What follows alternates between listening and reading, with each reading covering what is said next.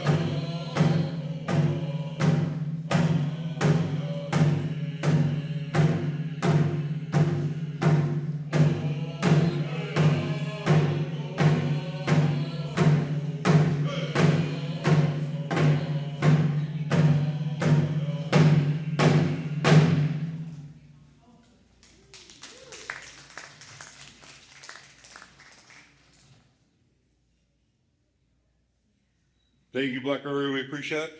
We're going to invite our next panelist to come forward.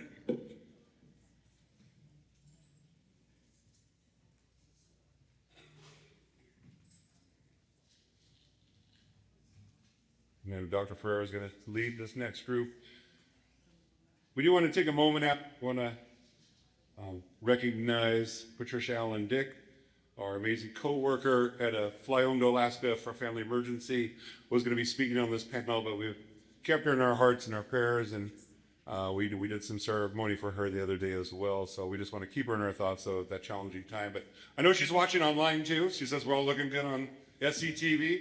Can we give SCTV a round of applause? They show up. They got the best attitude. They are early and just, I mean, and if you can make me look good on screen, you are doing some magic with that camera stuff. I appreciate. That's probably why there's 4 of them now. They just kind of wrap. All right. My humor gets better as the day goes on. If you all don't laugh, it gets worse. Okay. We do want to encourage you though.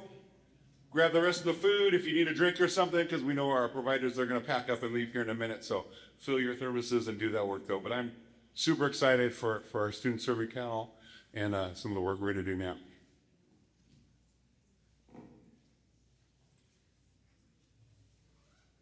Well, okay, good afternoon, everybody. So this is the panel for serving our tribal students. And I really want to thank the morning speakers, keynote, and the panel because they really provided a grounding for this next part, which is what are action steps.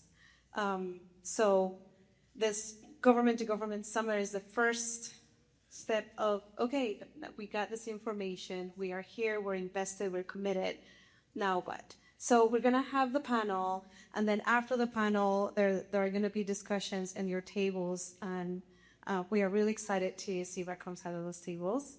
My name is Carolina Forero. I am the District Faculty Development Coordinator and also tenure faculty at Seattle Central College, and I'm just really excited to have conversation with the 3 of you because you all do incredible work.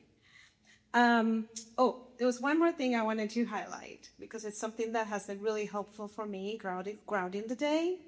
In your program, the SBCTC Tribal Government Affairs goals are listed. And I think that's really helpful to help us all think in our own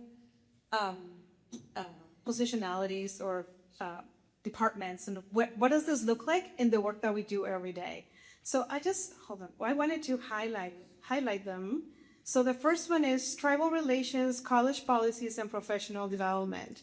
It says facilitate government to government training for college leaders, training and best practices for staff, expand Native representation, land education, campus climate and spaces, data sovereignty, which we talked about, grants, partnerships, MOUs, MOAs, which we talked about today too, campus policies, etc. The second one is student success. Advocate for Indigenous student success centers, recruitment, retention, advising, financial aid, tutoring, coaching, completion, Native pathways, Native graduation, student clubs, student employees, etc. And number 3, indigenizing the curriculum. Integrate Indigenous histories, inherent rights, land education, economic contributions, culture, intergenerational trauma, contemporary challenges and opportunities throughout general education, workforce CTE programs that involves natural resources, ECE, nursing, carpentry, IT, etc., and academic transfers. And number 4, hiring and retention. Support the hiring and retention of Indigenous administrators, staff, and faculty in all departments, roles and classifications, full-time, part-time, and contract, including for roles that are focused on tribal relations, student success, and indigenizing the curriculum. And if I may just add one thing, hiring, retention, and sustaining of this faculty, staff, students. Okay, are we all ready? So I'm gonna start with question number 1. Please introduce yourself by sharing your name, tribal affiliation, job title, agency or institution, and a brief overview of your role. Han on petu washte matakiapi, koki papeye, Saracens Wilson amachiapi, ma ogalala lakota oyate. It's such a pleasure to be here. Thank you. And among such esteemed colleagues and community, it's a true honor to be here. And I want to start by acknowledging DeAndre Fisher for his important work in making these things come to fruition. I believe this was his vision when he first began in that role as EDI director at North Seattle College. And also acknowledging the awesome work that Willardville Jr. is doing with Patricia and alongside Kateri Joe. So we really do appreciate, this work that you all are doing, and we are feeling those impacts. I also wanted to acknowledge the beautiful frame or the beautiful posters. So to my left or your right is one of our elders that is an advisor to UNEA. His name is Matthew Warfont Jr. He is a survivor of boarding schools, but also an incredible advocate, and he is a tribal leader as well. And then over to my right, your left, is Riley Guthrie and Marisol Adams. Those are two students that are active participants in our Clear Sky Academy leadership. And so they both danced at that first powwow that we've had at North Seattle College in many, many years. So these are beautiful, beautiful moments captured and being shared today. So I serve as a elected chair of the Urban Native Education Alliance, and I'm also co-founder of UNDA. We are a grassroots community-based organization. We are NGO, non-government organization, and we've been doing this work of serving Native youth in the urban setting for 19 years. Yes. And our workforce is primarily volunteers. And so to maintain that level of commitment for almost 2 decades is pretty incredible. But in my mind, what it is reflection, of the depth and the breadth of commitment that we have as tribal people to our tribal kids in our community. We are protectors, we're caregivers, we're nurturers, we're educators. We are the ones that are day in, day out, boots on the ground, working right alongside our youth and with our elders and with our community. It is beautiful work, and I feel so privileged to be part of that organization. I also function as a volunteer executive director. Oftentimes people are asking me, well, what do you do? What do you do? And, it's a non-paid position, and I know that it's very unconventional for a nonprofit to be led by a volunteer. But I see over the years where that's been very advantageous in continuing the work that we do and continuing to be authentically engaged with our youth and with our community simultaneously. And that is no easy task, because as we know, our community fluctuates pretty greatly in terms of the diversity. And so the work that I do, honestly, is in the collective spirit of our community and driven by our youth and really grounded and directed by our elders as well. So that is my introduction. Thank you.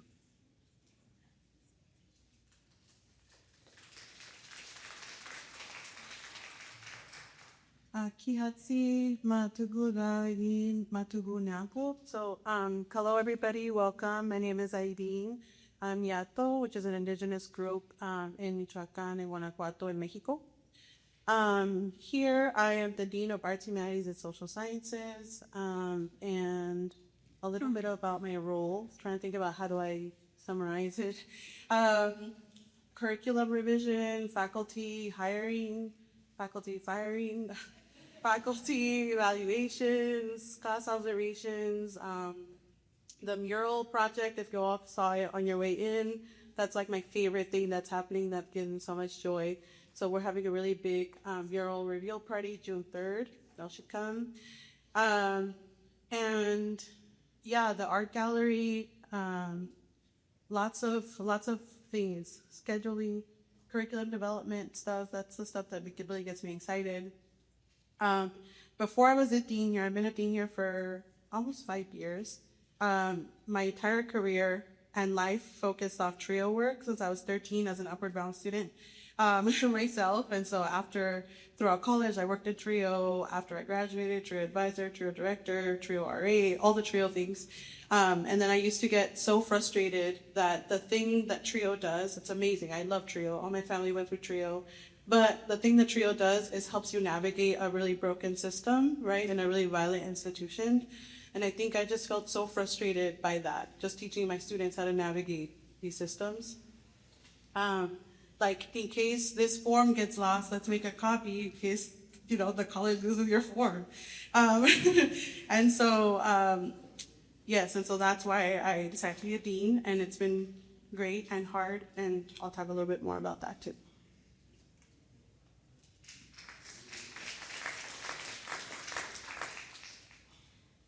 Good afternoon, everybody. My name is Alexis Burris, and I am a direct descendant of the Turtle Mountain band of Chippewa Indians. I'm on my maternal mother's side, so starting with my mother, Brandy Wright, who's no longer with us. She was enrolled member with Turtle Mountain band of Chippewa Indians, as well as my grandmother, who's probably down in Tacoma watching her soap operas right now, and up to my great-grandfather, Alphonse Smith, so I wanted to bring some of my ancestors into the space. I am the current director for the Division for Access, Community, and Opportunity here at South Seattle College. And essentially my job is to ensure that everyone has equitable access and opportunity within our institution. So from our students to our staff and our faculty. And today we're really centering our Native and Indigenous students. So we're really excited to be here today. Very honored that we get to have our Government to Government Summit. Thank you, Maya. Thank you, Will. For bringing us into this space. Prior to the Seattle colleges, I actually was also working in TRIO, the Educational Opportunity Center over at Pierce College. I see a Pierce College colleague in here. And so TRIO is very near and dear to my heart as well. And I'll bring it back to you, Carolina. Thank you. Yes. Right? Yes. I just want the side note, Dr. Jimenez, I don't think you mentioned your art, and I feel like we should. So all the art in your program was created by Dr. Eileen Jimenez. If you ever get a chance, yes. If you ever get a chance to attend any of their workshops, they're not just great in terms of doing the art, but just really healing. And so don't forget that. So thank you. Let's go to the second question. Thank you for everyone for sharing. So I think this question will be for Dr. Jimenez and Sarah. Each of you serves Native students in different ways through leadership, student support, academics, and community advocacy. Can you share a program, practice, or approach in your work that is making a meaningful difference for Native students? So I can go first. I think I wanted to share kind of an ode to this conference when I saw what it was called. If you all haven't read Power in Place by Vine Deloria Jr. and Daniel Wildcat, so brilliant, so beautiful. But one of the things that they talk about is really articulating the difference between Western education and traditional education and traditional ways of knowing. So in Western education, right, like the goal is to be an expert, right? That's the goal. You go to get a PhD, you're the expert now. Your faculty are the expert. You know nothing. You don't bring anything. Maybe there's like an assignment or two about your stories, but really they're the ones who know, and they're the ones who give you grades, right?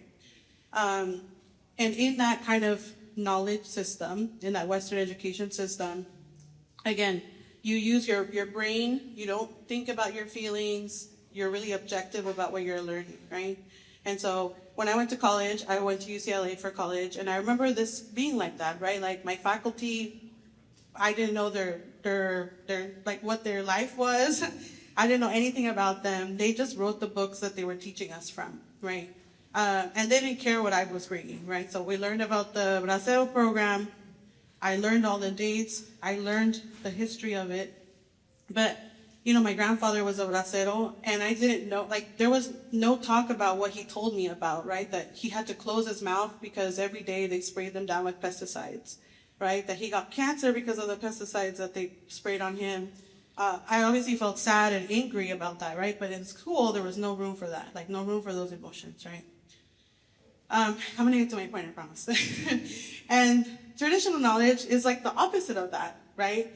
You're focused on what this means to your community. You're focused on how you're connected to it, how you feel about it, and you're connected to each other, right? So when you're in that community space and there's laughter and people are making jokes, but you're still learning something, right, from there.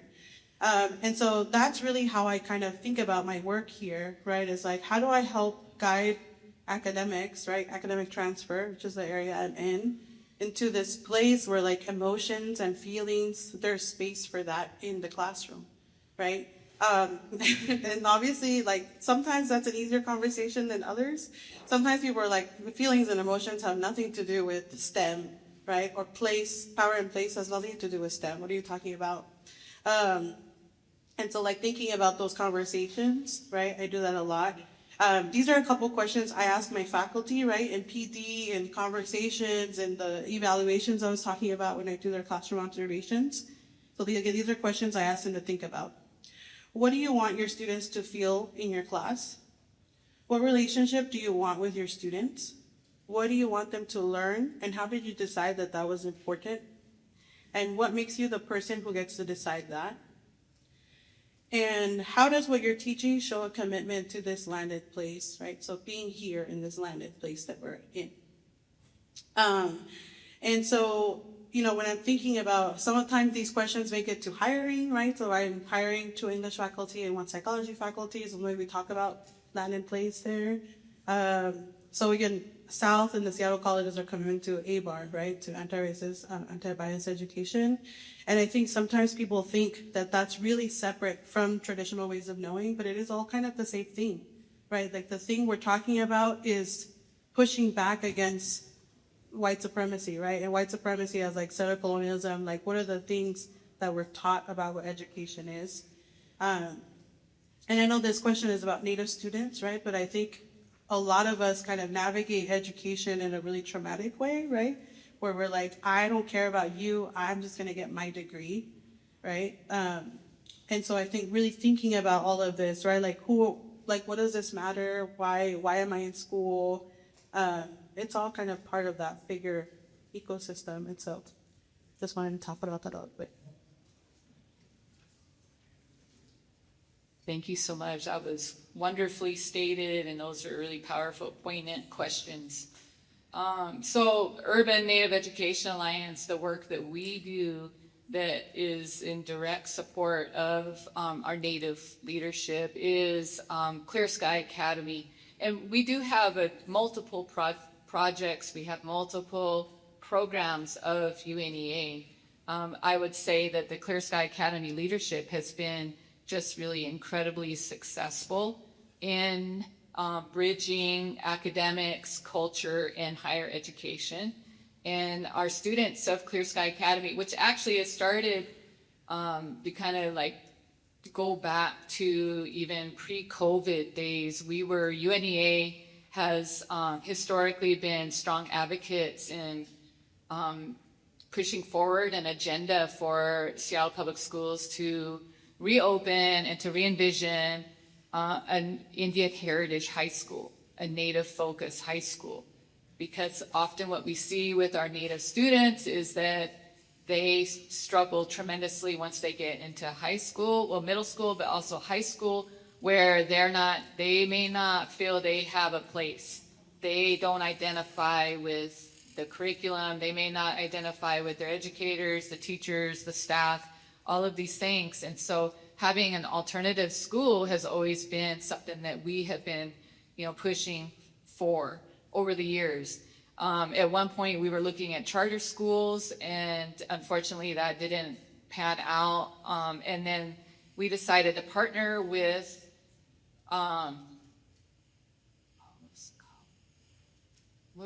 anyways, I'll think of the name of the school. So we partnered with a private school briefly to offer high school credits for our kids to advance themselves academically so that they could, actually be in a classroom, in like a classroom setting with Native educators and elders and people around them that are providing them this education so that they can earn credit.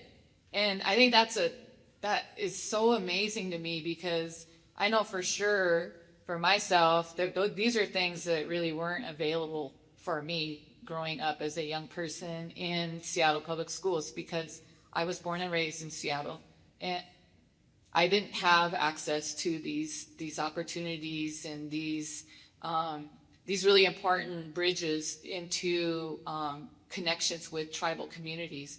So Clear Sky Academy, we were partnering, and then we shifted from more of the academic into looking at Clear Sky Academy leadership as an internship where students earn credit for high school and they earn a stipend.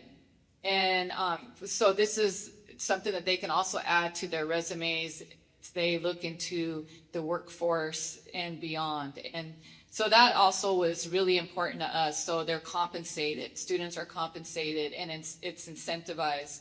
And so our students are writing articles for our newsletter. Our students are traveling to Washington, D.C., and coming back with an expectation that they're going to do a presentation to the community.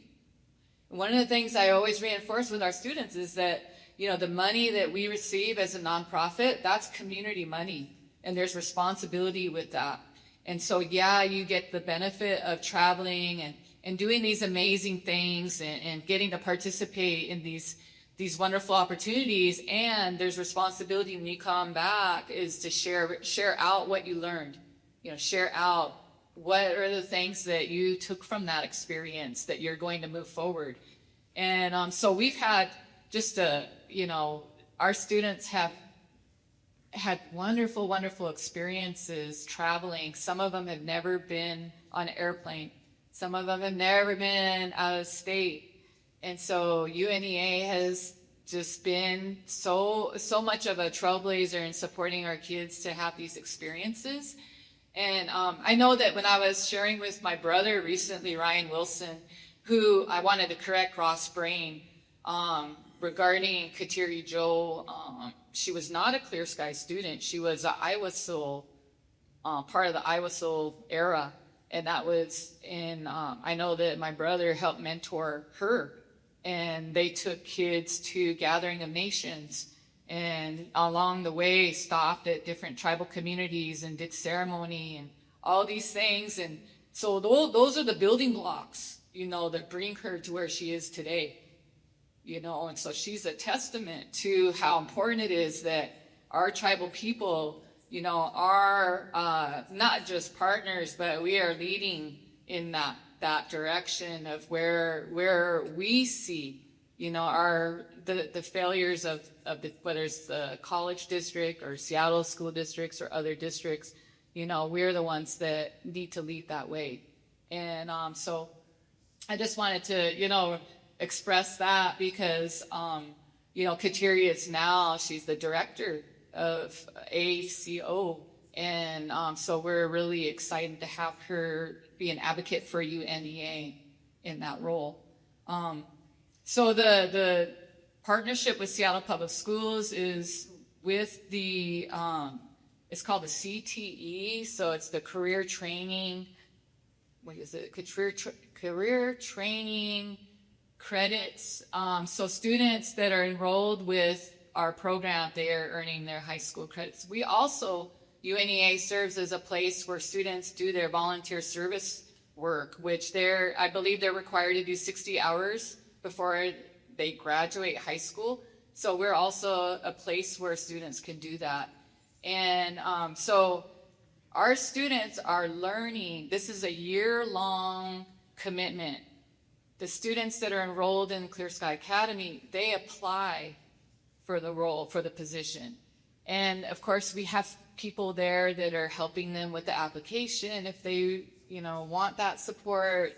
they're writing essays. It's a commitment, and they're understanding that. And we also have students with such a spectrum of learning abilities as well. So I want that also to be noted, is that we aren't just serving the quote unquote cream of the crop. We're serving all of our Native students that come and want to participate. We don't turn students away. So if they want to be involved, we make a way for them, and we bring the supports forward that they need to be successful. And so another aspect of the work with our Clear Sky Academy leadership is advocacy. So our students are speaking to Sharon Tomiko Santos, House of Representative. They're speaking to Shoreline School District School Board. They're speaking to the Seattle Public School Board. They're in meetings with the City Council. They are actively voicing what their needs are, what their goals are, what they see as a way forward in addressing those gaps of services, the gaps of needs that are out there. And we all know we're in an era right now where there's a lot more need, there's a lot more gaps. And so UNEA, we do our best to find platforms, but create platforms as well for these students to be able to express themselves and to articulate very clearly what those needs are. And so I'm really proud of the work that we do, and honestly, it wouldn't happen without the work and the support of the North Seattle College and DeAndre Fisher, the work that he's done in that leadership. So thank you.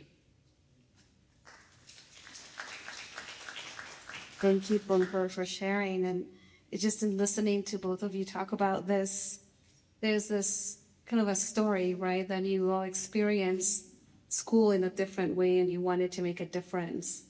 And so now that you're in this position, it's like the youth are having a place where they have a sense of agency, leadership, advocacy, belonging.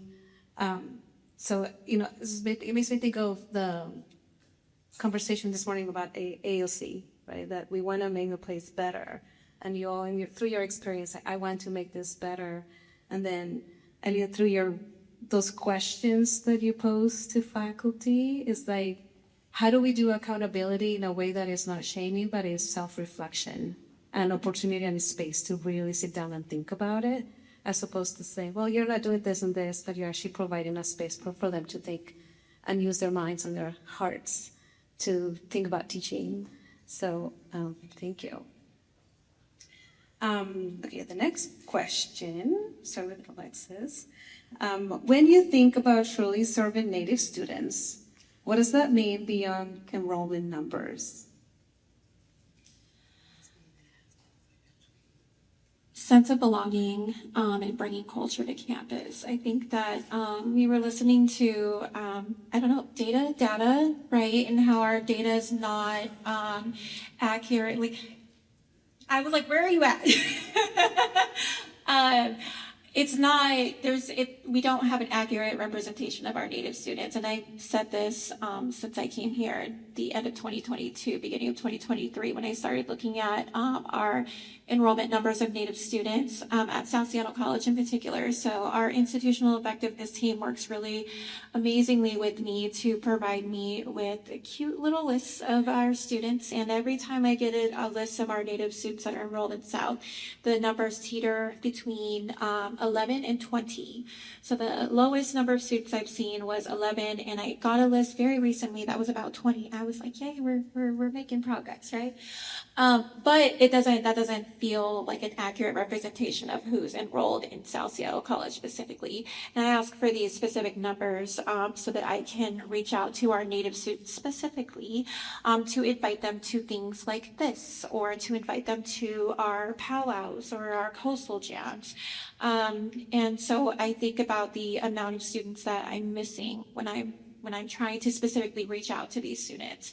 And so the other piece of this that I think about is identity, and how a lot of our students and some of our colleagues, right, some of our faculty and our staff in the room right now, we have multiple identities. And when Ross, you were talking earlier about having to pick an identity, it's like, well, I would not consider myself a full-blooded Native woman, right? And then even on my maternal side of the family, my family comes from the Turtle Mountain Band of Chippewa Indians. But on my biological father's side of the family, that is my white side of my family, but they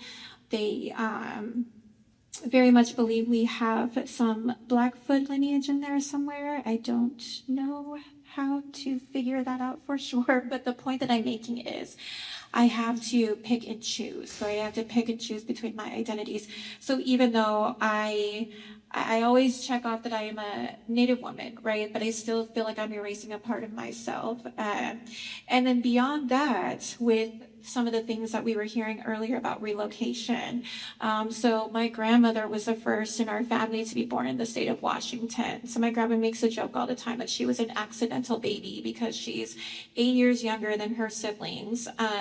So all of her siblings, my great-grandfather, my great-grandmother came from North Dakota to the state of Washington. And there was because my grandmother is so much younger than her siblings, there was some disconnection in terms of my mom passing down like cultural practices and things of that nature, or my grandmother, passing down cultural practices and things of that nature to my mother.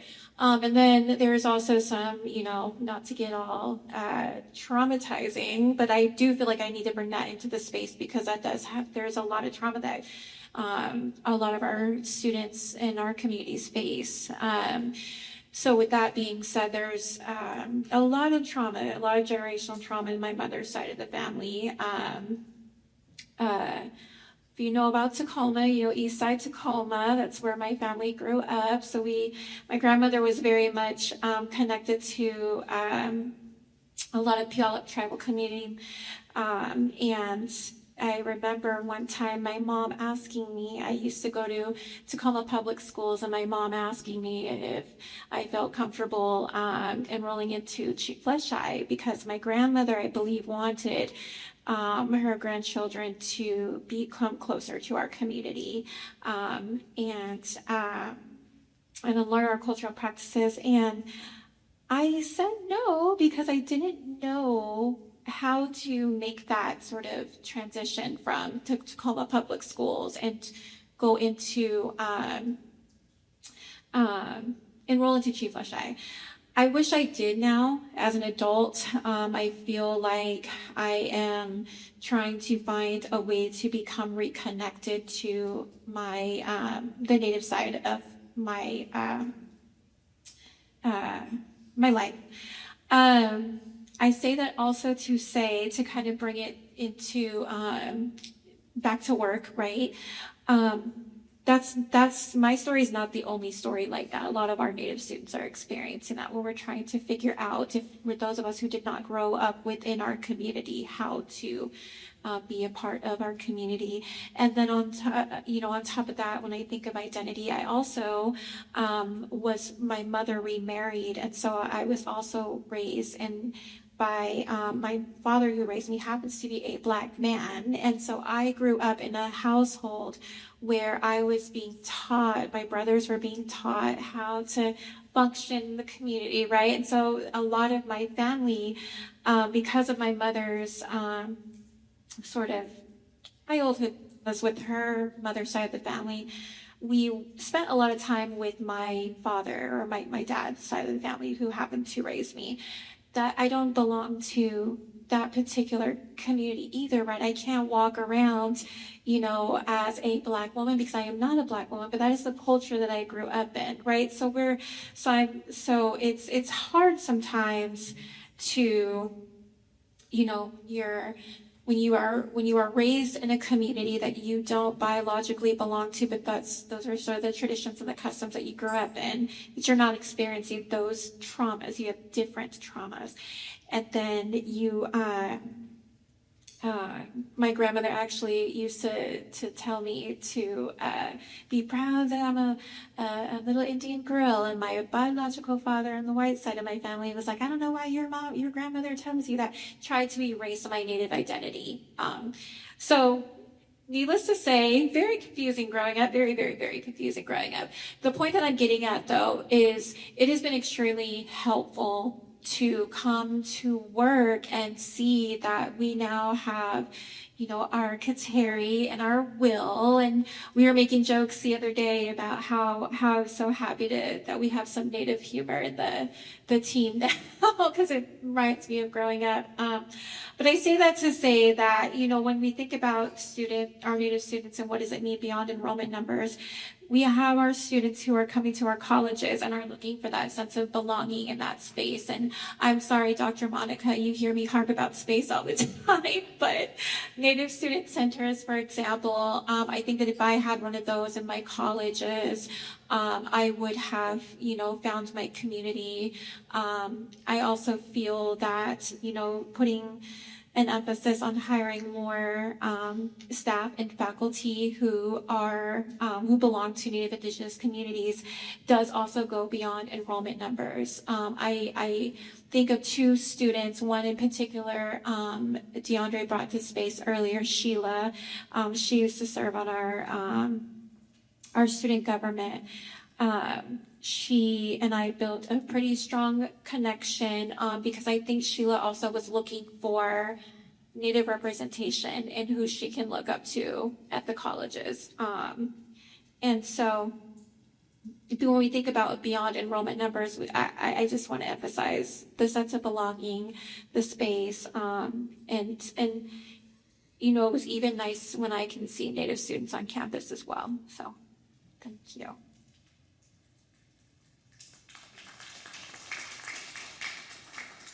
I think I just want to add a couple things to that question. I wrote notes to make sure I don't forget things. I think when I think about that question, I think about institutional-led efforts instead of individual-led efforts. It's really exhausting to be the person who always has to be the one to be like, what about Native people? What about gay people, right? I'm always like, what hat do I put on right now? It's always so complicated, right? Especially all these state board goals, all these admission college goals, are at the end of the day, we want indigenous people here. We want indigenous leaders here. That's what we're told, right? That's what we say. But it's more than that, right? And it really is, sometimes it has felt like we have this system and we're like, we want you here, but this is a system that's already here, so we're going to need you to kind of fit into this system. Don't worry, we're trying to fix it, but for now, this is what we have. And it's always that, right? It's always the same thing because it's never getting fixed. And I think, when we're starting to talk about the tribal liaison position, I remember I told Dr. Rosie, right, where I was like, this place isn't safe, so I'm not going to bring my family here. I'm not going to tell people it's safe because I only want to bring them to an institution that's safe, right? And it's one of those things when is it safe? I don't know, it's safer than it was probably a year before, right? But it's one of those things, right, where it's constantly changing, hopefully constantly changing, right? And I always think about this question. I read this line about justice, right? Social justice. I know lots of people are like social justice warriors, right? But I think about that. I hate the word social justice, those words, because I think about that concept, right, of the families who, whose families are buried under boarding schools, right? How do you, what is justice for them, right? What feels like enough justice for them, right? If your son is killed by a police officer, is them going to jail justice? I don't know. I don't feel like it's justice enough, right? And so really this question of what does justice demand of us, right? As leaders of people at this college, is it going to be you can only serve food with this budget, right? Is it in the lines of the law and our policies and our RCWs, right? I don't know. I don't think so, probably. But also this question of what would it feel like if our students felt that we loved them, right? Like, you probably, if you have kids or family in school, you want your kids to feel loved, really. And as people, once I told the math faculty that somewhere else I worked at, and they were like, that's inappropriate. I'm not supposed to love my students. And I was like, oh, I think you're misunderstanding what I'm saying, right? Like, if your students felt loved just for who they are as they show up, not only if they don't talk in your class, not only if they're good students or have a good grade or have a goal that you approve of, right? Just if they're loved for who they are. And again, not just if they give you enough FTE, right? Just if they just are. Yeah, and then also just thinking about that intersectionality stuff that you were talking about, Alexis, right? Like, a lot, like my own family, I was the first to be born here. And so the rest of my family was all undocumented. We're all indigenous, right? So sometimes people are like, but indigenous people can be undocumented. Yeah. Also, indigenous people can be Afro-indigenous. Indigenous people can be queer, right? So it's all these kind of intersectional identities to think about, right, when you're serving students. And then also just, again, a list of like, the representation, sense of belonging, right? There's other steps that need to happen. So in hiring, for example, you know, institutional led, not individual led, right? But like right now, for example, I said I'm hiring faculty. I sent the postings, you know, to Dr. Bill so that she could distribute. I sent it to people I know, but I don't know that there's a system yet, right? Through HR or through not this kind of like piecing together thing, right? Thank you. I wanted to speak to this idea about belonging and how important it is to have dedicated space and long-term commitment. I love what Zoe said earlier about Wazoo having a 30-year MOU in place, you know, because Wazoo's leadership changes and it's rotating and new people, and but the community, you know, is still there. And the commitment needs to still be there. And having to re-educate and re-inform and everything is not only exhausting, but it draws resources away from, you know, the work. And so it steps backwards often. And so at North Seattle College, we started off with our partnership with the EDI, with always the intention of making it a broader partnership, a broader MOU with Seattle colleges. And so, you know, that is really important to us. And, you know, I don't know that we always have a sense of ownership. And that's also a complicated matter. The hope is that we do eventually have a place of ownership for our Native youth in our community, so that we can really grow and develop. And I know just in the time we've been there for 6 years at North Seattle, our program has almost doubled in size. We have anywhere from 40 to 60 people each Tuesday, each Thursday. And then we have, our basketball and our boxing program, which is oftentimes draws in anywhere from 20 to 30, 40 people. So, you know, it's a lot. It's a lot of Native students, Native families that are on campus and walking around campus and, you know, experiencing the campus. And, you know, hopefully they're feeling like they can take those next steps and enroll, you know, at the college there. And, but we really do need to have the leadership meet us more than halfway. And so right now, you know, we are at a crossroads, and we're hopeful, that we can really co-create, co-develop a future, you know, for our partnership at North Seattle College. And so, you know, we're moving in that direction and in the spirit of what the original MOU was intended. And so we're very hopeful for that. And then going back to that other, you know, the other aspect about belonging, we've seen where the advocacy work of UNEA has come to fruition. And, you know, it's an ongoing process very much, but a number of years ago, UNEA, when we first started, we had an issue at Nathan Hale High School. And the issue really stemmed from a whole process that was absolutely racist and devoid of Native input, Native voice, Native participation. And from that, you know, that it was a lengthy process where there was lots of the appeal process for a text that was being used. What it did, what that one issue over that one text, what it did was it enabled us to address sort of the broader issues at that particular school. And so what we were able to point out to that particular school, which was my alumni school as well, Nathan Hale High School, was that, look, you have this school, there's no Native staff, there's no Native anything, imagery, you know, connections. There's nothing here that connects our Native kids to this school. And so, you know, we were at a really pivotal time in the, at Nathan Hale, because they actually had a new principal at the school. That was her first year. And so having her have fresh eyes and being new, I think that she was ready to disrupt, you know, sort of the status quo with that school.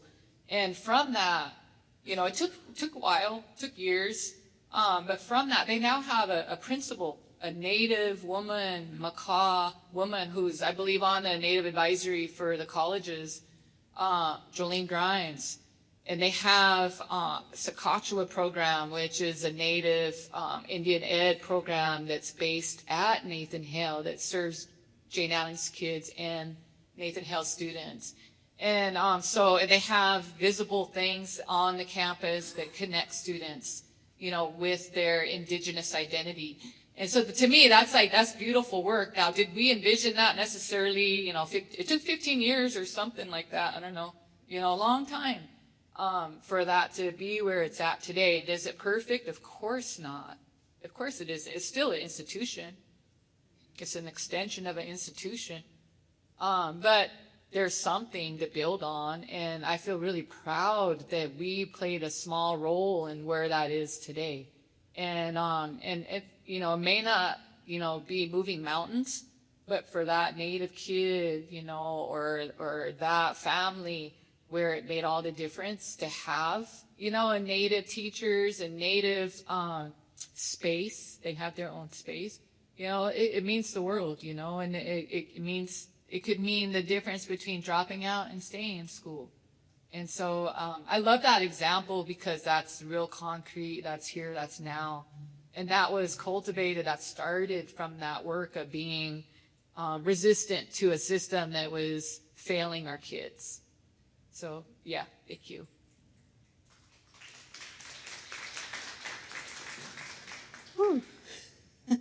Thank you so much. I just really appreciate the honesty and the vulnerability in naming or highlighting too the harm that we could perpetuate as institutions, where we say, yes, we want to bring in students, we want to bring Native students, we want to recruit us and retain our Native students, but then they come to a place where they can't be their whole selves, or they have to leave a part of themselves out that should ever have to do that. And so as you all were speaking, I was thinking about what would it look like if we as institutions could embody the 4 R's that Dr. Zoe was talking about this morning, right? How do we embody reciprocity? How do we embody relationality, respect, responsibility, right? So when you look at books, you can look at those values and go through a set of ways of saying, well, this book is going to harm our students, so why would we have it,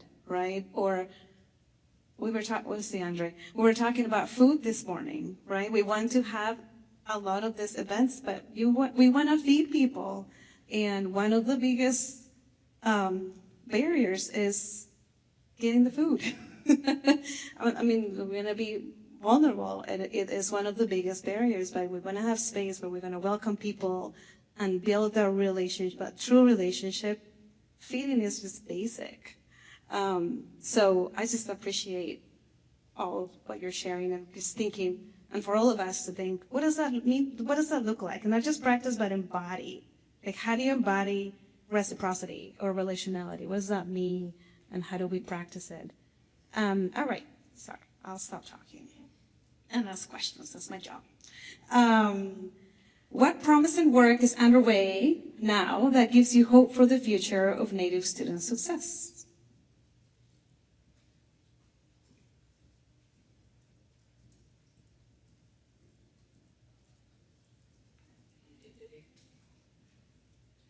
Oh, thank you. I would say right now, currently UNEA is working with Licton Springs K-8 Native Focus School in Seattle, and we're developing a partnership with them where we are going to be dedicating resources and support to really build back that vision of that being a Native Focus School. It's been, that school itself moved. It was originally called the Pinehurst Alternative School number 1, and back in 2013 it was going to be shuttered, it was going to be closed, and one of the school board members, Sharon Peasley, came to us, UNEA, and along with some of the Native parents and the PTO of that school, and said, let's make this happen, let's make it a Native focused school, and let's save it. And we rolled up our sleeves and did the work, and we co-created a proposal, and the school district did adopt that proposal. They voted and they approved it, and now we have a K-8 Native focused school called Licton Springs. Unfortunately, that school has been sorely neglected and has moved multiple times. And you know, we were talking earlier about displacement, and so this is another sort of example of how that, when that happens, resources start becoming depleted, and people, there's more barriers, there's more walls, there's less access to the school. And that being an alternative school, we really wanted to find a way to boost up the enrollment, and also just to help be a resource.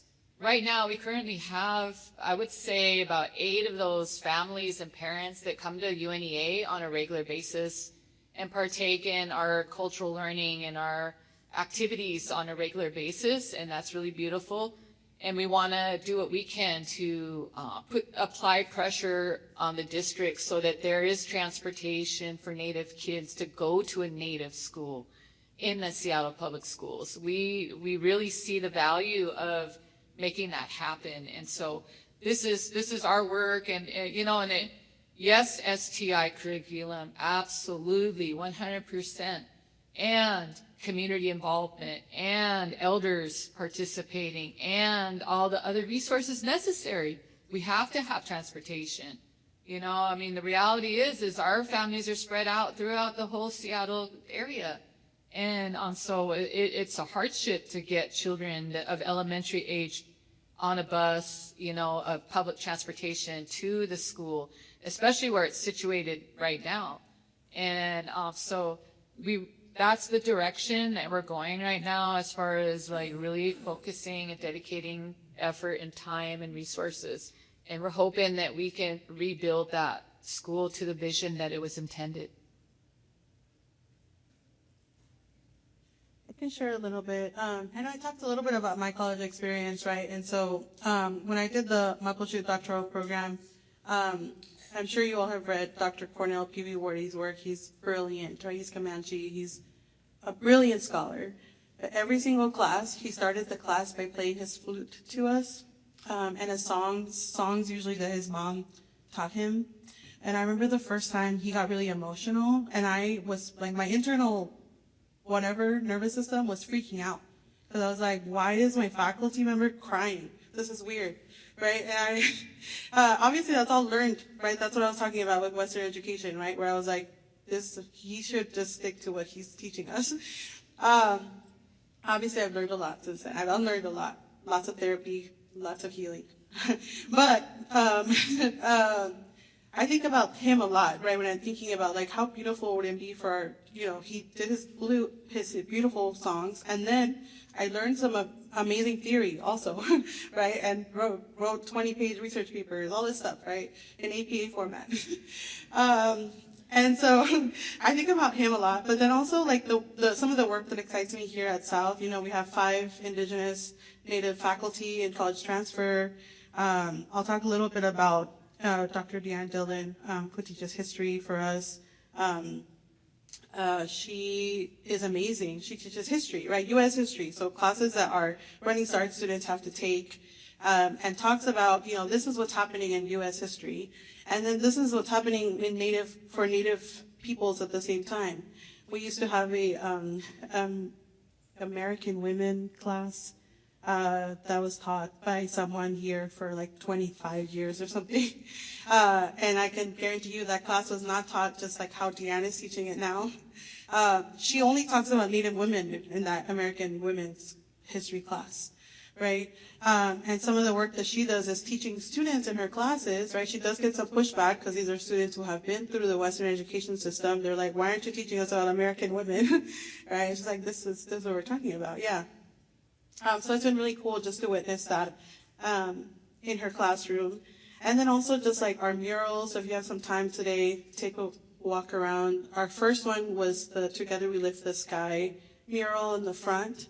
That one was a collaboration between artists Tokavalu and Sasha Lapointe, right? So centering that Together We Lift the Sky story, really beautiful story. And then if you see the one here, I think, no, here, on the corner of the library, that one centers the nurse log, right? So the story of the nurse log and how more growth can happen from the nurse log, right? So it's really cool to see, again, actual physical representations in our classrooms and in actual physical space, right?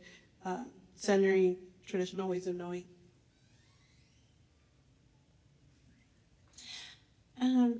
What promising work is underway that gives me hope for the future of Native student success? The fact that we have our tribal liaison here at the Seattle colleges gives me a lot of hope. I remember being in those discussions, those roundtable discussions, and actually I can go back as far as being asked to write the land acknowledgements a few times for different folks at South, and I felt inadequately prepared to do that, first of all. Second of all, I felt that I didn't understand what we do after that.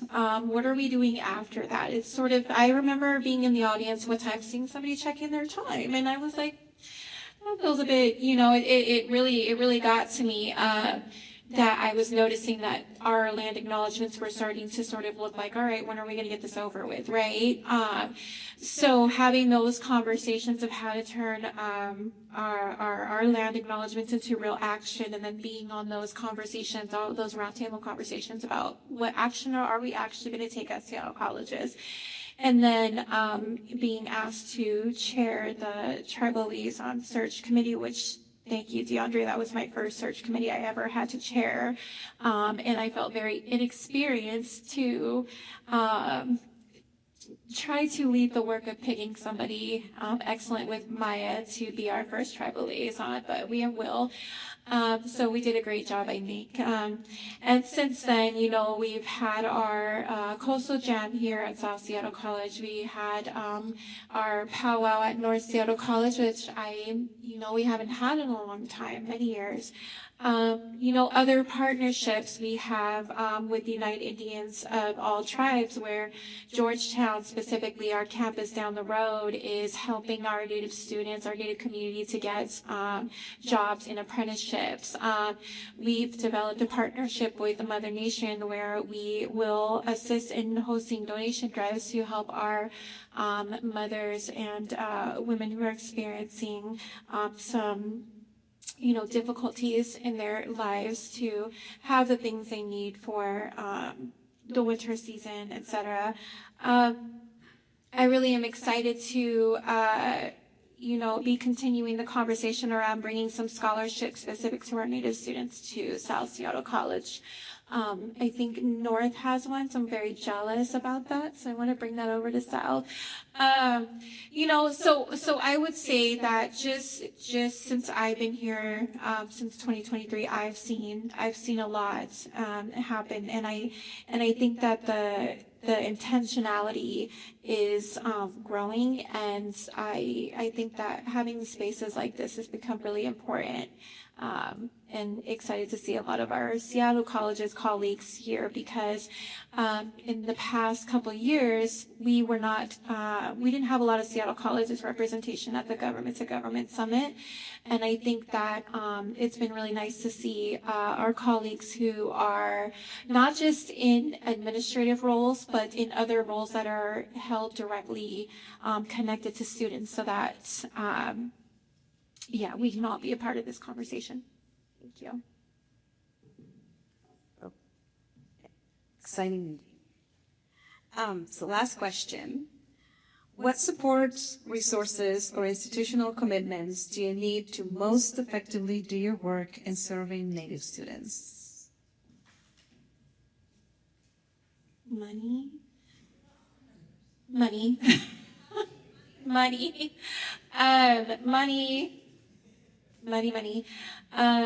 Space. I'm sorry, Dr. Monica.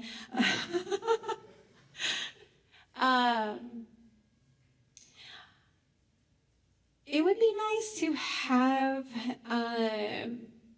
when I say space, I'm also thinking if we had money to have a specifically a Native advisor for that space as well. So it's not just a space that's just there. Specifically at South Seattle College, I think we're sort of the skeleton stacked college right now. And so space right now, as important as it is, I worry that it's going to be just there. And as with the capacity that we have, so one of us with our, I think there's how many Native staff and faculty do we have at South? A handful, maybe. Try to rotate and keeping that space open and keeping that space intentional. So if and I know a person costs money, but if we could have both space and a specific sort of Native advisor to lead that space, I think that would be incredibly helpful. So that we're not trying to unintentionally piece things together. And then just more, for me personally or professionally, can we figure out the data situation? Because I just feel like every time I get those lists of students that we have enrolled, that we're missing a lot of students, and I'm trying to figure out a better way to invite those students in. So I don't know who I need to talk to about that, but that's become a very big thing for me since 2023. Okay. Have you all ever seen those movies where someone creates an AI to help with a problem, and then the AI doesn't want to self-destruct, so it takes over? I feel like sometimes we are that. Sometimes we're so firm of not self-destructing ourselves that we want to protect this system no matter what, right? That's the thing. And again, when you're protecting this system, you're protecting the laws and the rules. What you're protecting is whiteness and colonialism, right? That's what you're so, what's the word in English? Aferrado. You're so firm and you're I can't. We have to do it the way it's always been done. Maybe later we'll change it, but right now this is how we're doing it.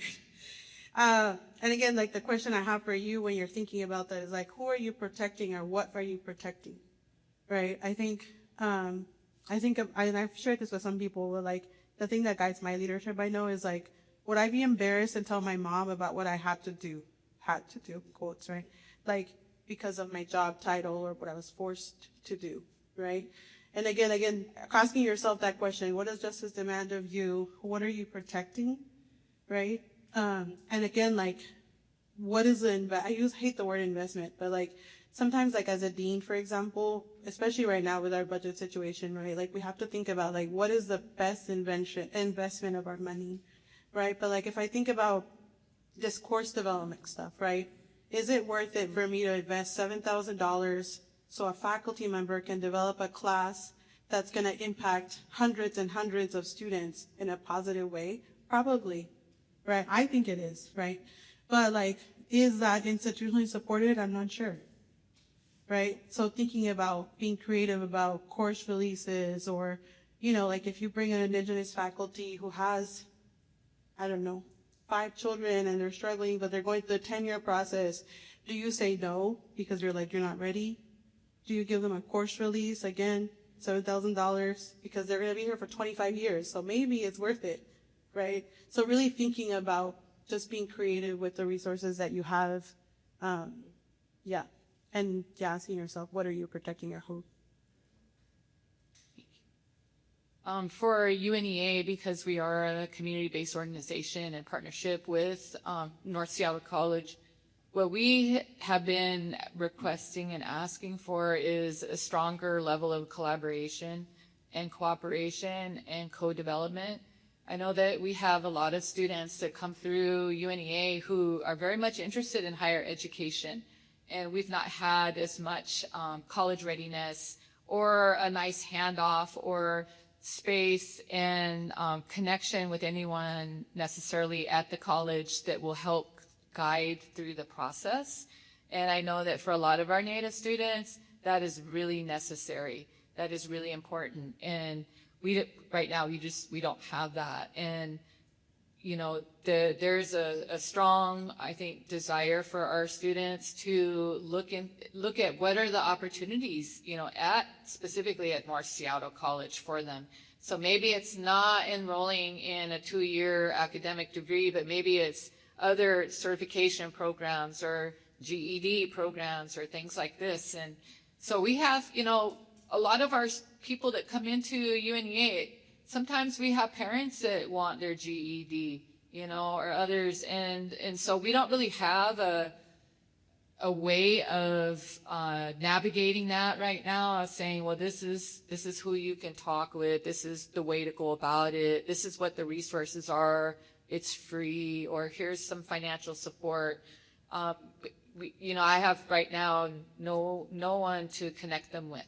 And so those are really important missed opportunities, I believe. And so I'm hoping that, you know, with some changes that are happening at the AOC, that these are things that will be considered and will be ironed out over time.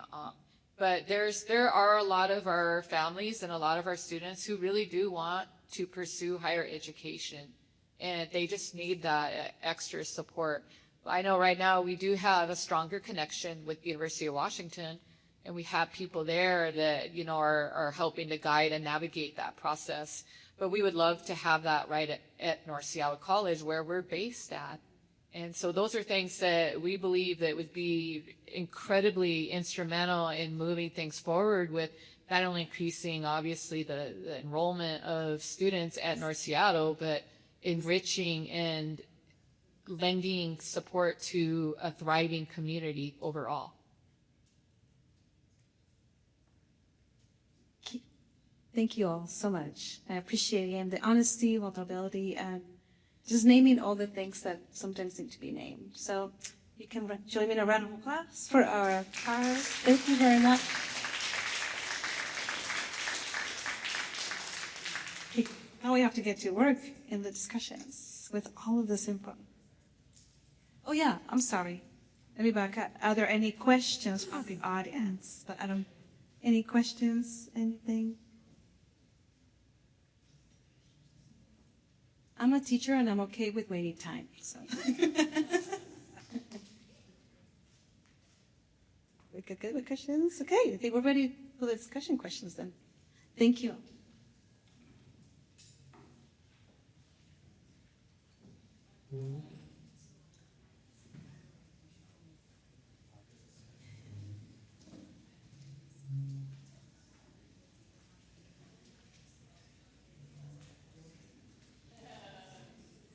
Yeah, so I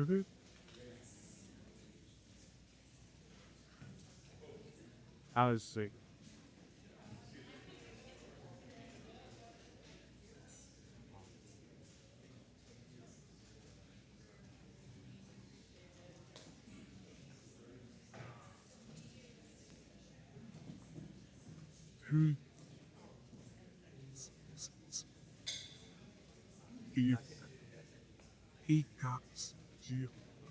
Okay, can we give our panelists one more round of applause?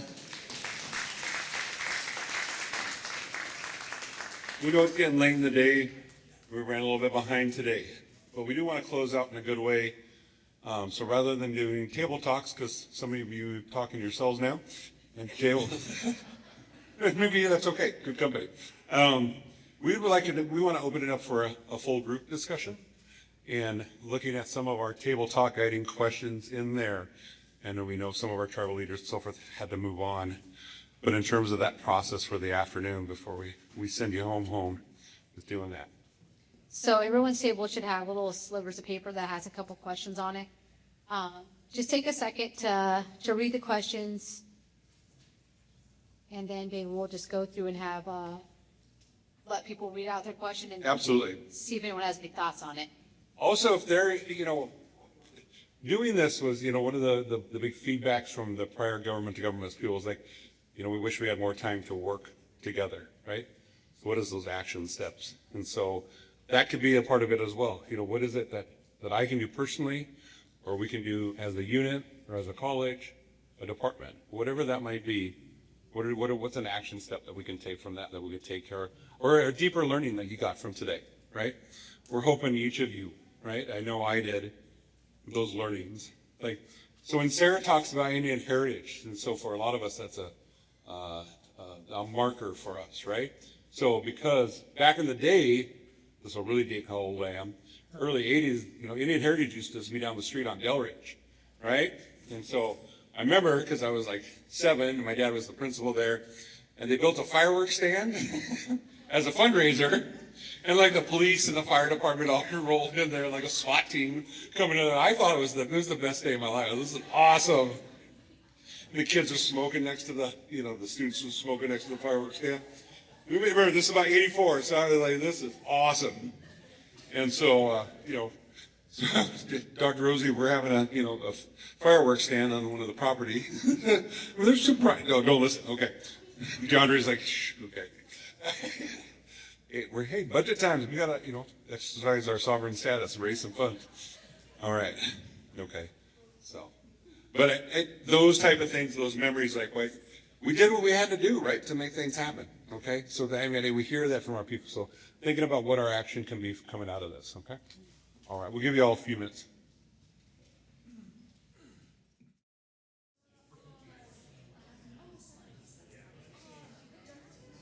Okay, as you're wrapping up your conversation, which table wants to go first? So Julia's staring me down. He must be eager. He's eager to share.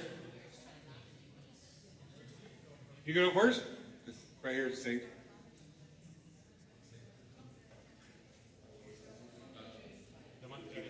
Just repeat your question. Oh, you're gonna. So, question one we have, so this is economic and community development. What opportunities exist for joint economic initiatives that benefit both tribal and non-tribal communities? I think a big one that we talked about, and I was gonna let you speak about iUrban Team, but one that we talked about was the levy for, and that includes for Seattle Promise. So I think there's a big opportunity for Seattle Promise. So we have staff in the high schools to talk about funding. So, those students that can't get into the University of Washington, or maybe they're not thinking about the University of Washington, but want to come to our Seattle colleges. A big key piece is Seattle Promise. So those high school students graduating from high school out here can get their 2 years paid for free, or get their 2 years paid.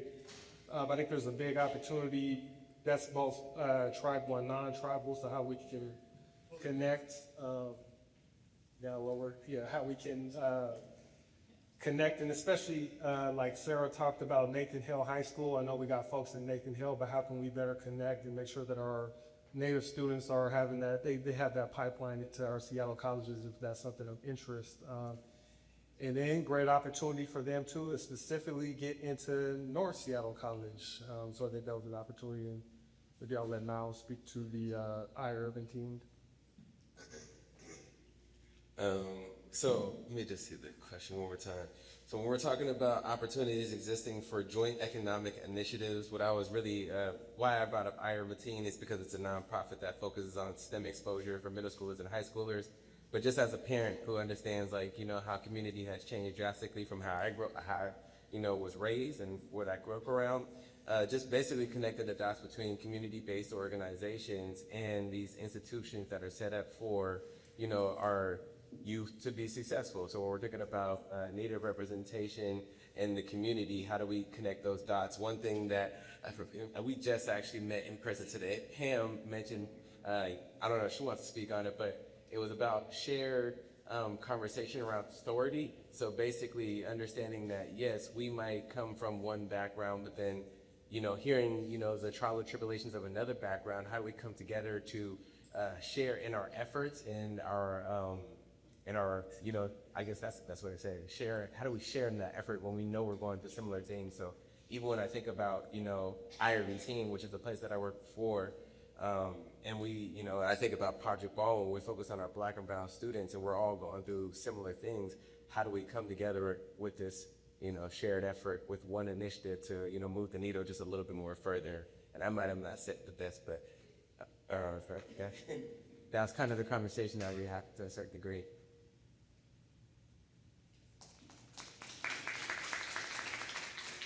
All right, thank you so much. All right, who wants to go next? Rose wants to go next. All right, I heard it.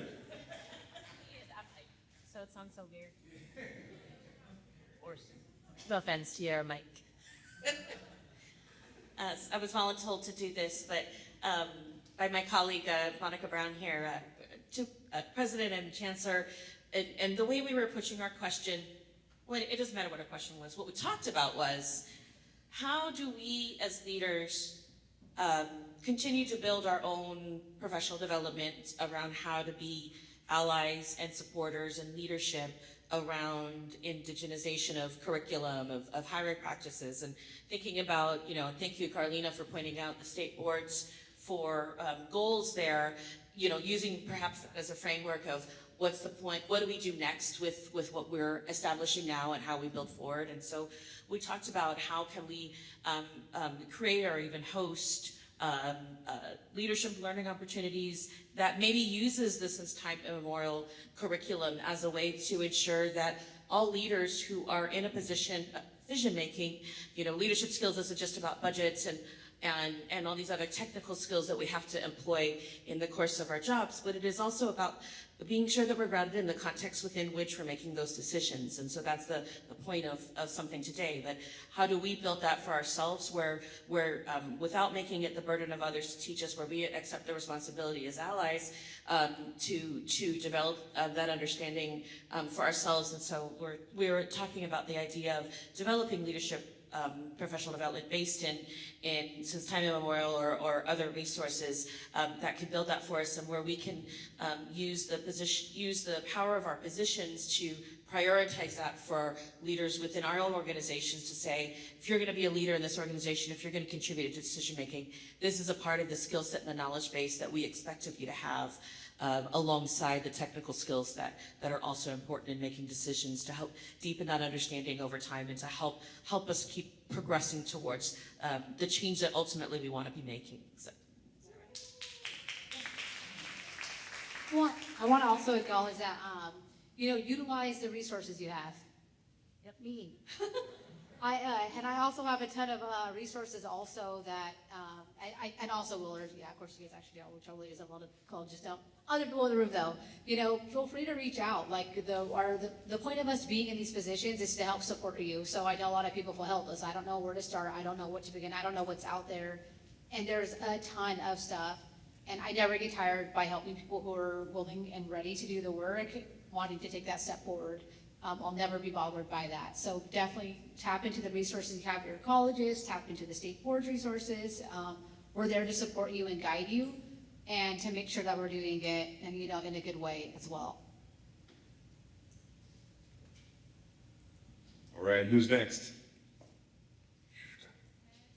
I'm gonna make him walk. It's not better. Husby's got something to say. Somebody else want to talk? Sorry. It's a little silly, Mark. Okay, so I'm gonna include our table in this conversation, but ours was environmental stewardship, and the first time I looked at the paper, my eyes tried not to roll, like already in the back of my head, and I mean, I'll explain part of it. And then the question one is, how can we align environmental policies with traditional ecological knowledge? And the second one is, what joint strategies can we develop for climate resilience and resource protection? And I have to first start with, this is being asked in a colonial language already, right? And so just and this isn't to be aggressive or to have any conflict or anything, but I think we have to realize that we're asking ourselves questions through the lens of a colonial ask. And that in itself can be more harmful than it can be in solution-based. And where I'm gonna go with that is because many of the teachings for ecological knowledge, again, we're using English languages in that, and I'm gonna go just a little bit deeper than I'd love for you to share as well. They weren't written in policies. They were in practice. They weren't written in RCWs or WACs. They were things that we did traditionally because it was for the wellness of our environment and our community, and the sustainability for our foods and our resources that fed us. So they were put into policies, and these practices were they were put into content, and they were put into curriculums. They were called science, and they were called math. When he alpuni palapala ko in my language means we are from educated people, we were science before science was called science. So as we begin to look at education and we start to talk about things in a colonial language, we have to ask ourselves, are we contributing to the same type of systems that are trying to compartmentalize the way that we look at the life and the learnings? And they were also generational, right? And they continue to carry us through these practices. Language is through stories. It is through what we do with our mokoauhau, our genealogy. It is what we do when we sit at the table and we're like, ooh, that smells nice, right? It's in Palina, it's in relationship. And so how do you frame questions in policy when traditional ecological knowledge never existed within policy? And what are some of the practices that we can bring in our own selves to kind of like take away the way that we frame questions and the way that we look at education, the way that we look at sustainable practices? We, in my language, I'll speak from my language, by the way, I'm Native Hawaiian, and so most of our native languages have multiple ways of describing things. We weren't a descriptor language, but if I have to put it in an English practice, it's going to be, it was what we were doing with the environment and that element during that moment that described the relationship, not the object. Water in English is water. It objectifies water. So we think of it as a commodity. We think of it as a thing. Water is a relative for us. Water is life. So we have 100 different ways to describe water because it was what we were doing with the water at that moment that is going to be the language that is attached to it. And so then you care for it and you love it and you're in relationship with it and you know how to care and have a kuleana to it. And the other thing I want to say is, in the joint strategies, can we develop climate resilience and resource protection? I think, again, that's another question that's framed in a colonial context. And it's not that we can't come to solutions and we can't have actions towards some of this, but we need to look at how we're looking at asking the questions and how we're in relationship with what we're asking. So if we're gonna ask environmental stewardship, what does stewardship mean to you? What the question would be. And I'm gonna pass it to the table. So that's my thought process when I read English. I don't know how to not look at English in that way because it's a very objective language. It's a language that is always wanting to label something. And I think if we look at education and we look at the way that we navigate our own lives and our world in a symbiotic relationship with everything and all that is around us, including these beautiful relatives on the table, then we begin to care for things more. So thank you. And here is.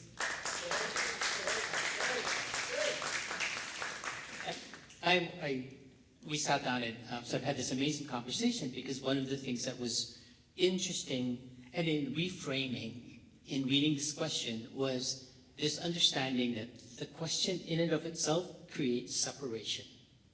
And we were trying to get at how do we stop this process of separating or putting rules and regulations or RCWs that guides us but separates us from the work that we need to do. And so a bulk of our conversation was around how do we look at being holistic instead of trying to other either the process, the system, from who we are as individuals because we are part of the whole. Really, in all honesty, I did not know that my sister from Hawaii was from Hawaii. But one of the things that I distinctly remember, because I grew up on Maui, is a history lesson about how the Hawaiians were able to nurture and sustain themselves. Because in each family, they got a thin slice, like a pie slice from the top of the mountain to the sea, so that they got a piece of everything that they needed in order to survive. So if that's the thought process that we need to go through in order to not other but to be a part of, then I think we can start to reframe the question.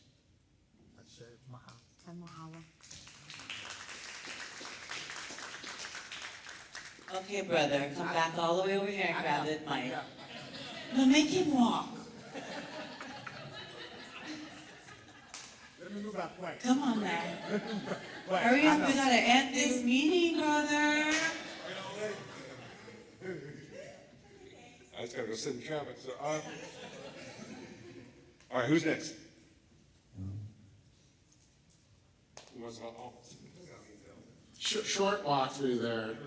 To quote our friend Rosie, we didn't really read the question verbatim, but we had a great conversation. And you're all from North Seattle? Yeah, Central. A great group here, many students. We talked about the fact that they amplify what we heard today about surfacing data, and that data doesn't always have to be about numbers, that we can do it through interviews and anecdotes and having people speak and share story. And for gosh sake, let's continue to find ways to feed people when they come together in community. So that's really how I think sums up our conversation here. So thank you for having us for a beautiful day. Let's do one more, and I want to say NYC's already running over that way. Hello, I'm Khalil Joseph Taylor. I attend South Seattle College. And first off, I'm going to say how beautiful it is that we connect as people and come to like a community understanding for our natives and just us as a community. The question I have is, what programs can we create to inspire and empower the next generation of leaders? Honestly, I think we just need to connect with high schoolers, middle schoolers, come to their community and shed light on what we're trying to work on as a community, because South Seattle College is a beautiful campus and we always connect with each other and we make it perfect for diverse students, because the first time I came here, I was an introvert. Now I'm an extrovert trying to help my community, so.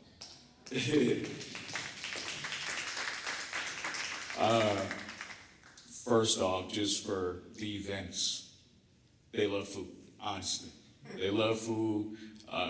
They love feeling welcome to what we have going on, and our leaders are excellent. So just them stepping up and coming and telling the kids how we operate as a school, you know, I think they love it, honestly. So that's all I have to say. So I appreciate you guys.